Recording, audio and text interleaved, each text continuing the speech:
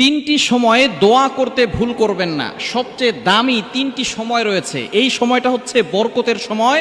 এই সময়ে আল্লাহ পাক রব্বুল আলামিন দোয়াগুলো কবুল করে থাকেন। আমরা এই সময় হেলায় খেলায় অনেকেই ঘুমিয়ে ঘুমিয়ে সময় নষ্ট করে ফেলি। সবচেয়ে দামি সময় হচ্ছে এই তিনটি সময়। এই তিনটি সময় কখনো আপনি দোয়া করতে মিস করবেন না। এই সময় বরকতের সময়, এই সময় দোয়া করলে আল্লাহ তাআলা সাথে সাথে অ্যাকসেপ্ট করে নেন।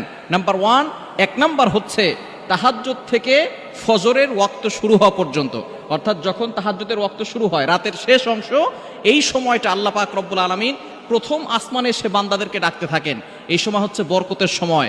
বুখারী শরীফের হাদিস, নবীজি সাল্লাল্লাহু আলাইহি ওয়াসাল্লাম জানিয়ে দিয়েছেন, যখন সকল প্রাণীগুলো ঘুমিয়ে যায় রাতের শেষ অংশে আল্লাহ পাক রব্বুল আলামিন প্রথম আসমানে এসে বান্দাদেরকে ডাকতে থাকেন আর বলতে থাকেন, আলা আমি মুস্তাগফিরিন ফাস্তাগফারালা, কে আছো গুনাহ করেছো, আমি আল্লাহর কাছে ক্ষমা প্রার্থনা করো, আমি আল্লাহ তোমাদের গুনাহ খাতাগুলো